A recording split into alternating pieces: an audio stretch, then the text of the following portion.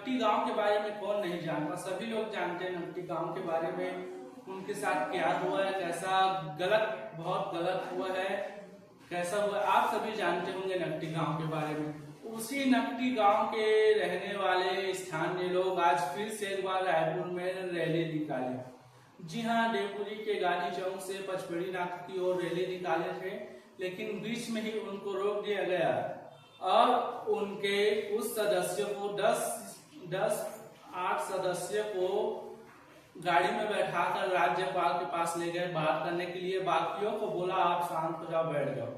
वहां सबसे अधिक संख्या में पुलिसकर्मी भी तैनात थे। बहुत से लोग आए हुए थे, सैकड़ों की संख्या में महिलाओं ने, सभी लोगों ने प्रदर्शन किया वहां। हालांकि वहां कुछ भी घटना नहीं हुआ, लेकिन हाल ही में एक महिला बेहोश हो गई। आप पीछे में देख सकते मेरे, हाल ही में एक महिला बेहोश हो गई। बहुत ही निंदनीय बात है कि बेहोश हो गई। देखते हैं क्या होता है। महिला अभी सेफ है, कोई दिक्कत वाली बात नहीं है, लेकिन आप सोच सकते हैं कि जब बारिश के दिनों में किसी के घर को उजाड़ा जाता है तो कैसा लगता है। ऐसे ही हुआ है नकटी गांव वालों के साथ। अभी जो रैली निकाला था उसमें नारा लगाया गया कि अनुज शर्मा इस्तीफा दो, हमारे घर को वापस बनाकर दो, और बहुत से अनेक नारे लगाए गए नकटी गांव वालों के तरफ से। तो अभी अब अनुज शर्मा के इस्तीफा का मांग किया जा रहा है। आप सोच सकते कि किसी के घर को उनके और बारिश के दिनों में उसको उजाड़ दिया जाता है तो कैसा लगता।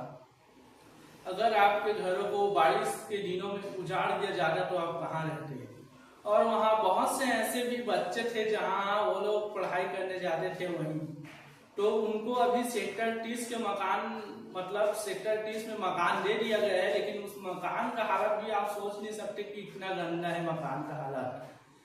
कोई सोच नहीं सकता इतना गंदा मकान में किसी बुजुर्ग को तो 3-3, 4-4 मंजिल पे मकान मिला गया है, और ज्यादा फैमिली वाले लोग सिर्फ 2 कमरे में कैसे रह पाएंगे। ये है सरकार से मेरा सवाल कि आप रह सकते हैं ऐसे ही 2 कमरे वाले रूम पे बहुत से फैमिलियों के साथ। कितना अत्याचार होता जा रहा है हमारे छत्तीसगढ़ में कि अब घरों को बेघर कर दिया जा रहा है। इस वहां के स्थानीय लोगों को बेघर किया गया। आप सोच भी नहीं सकते कि क्यों बेघर किया गया। वहां बनाया जाएगा विधायक कॉलोनी, जैसे कि विधायक कॉलोनी वहां नहीं था, वहां विधायक कॉलोनी बनेगा ऐसा बोला भी गया।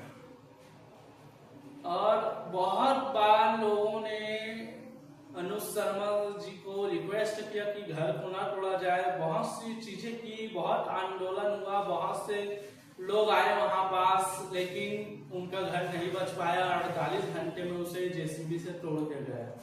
आप सोच भी नहीं सकते कि कितनी निंदा का विषय है ये कि सैकड़ों लोगों को घरों से बेघर कर दिया गया। अब ये लोगों को बारिश के दिनों में दे तो दिया घर, लेकिन वहां न जल का, न बिजली का, न कुछ का व्यवस्था। बुजुर्गों को 3-3, 4-4 मंजिल के मकान में रुकाया गया। क्या ये सही बात है? आप लोग रह सकते हैं ऐसा? आप कमेंट में बताइए। अब सरकार ऐसा हो चुका है कि विधायकों के पास ऐसा लगता है कि मकान ही नहीं है, जैसे उस गरीबों के मकान को तोड़ा जा रहा है।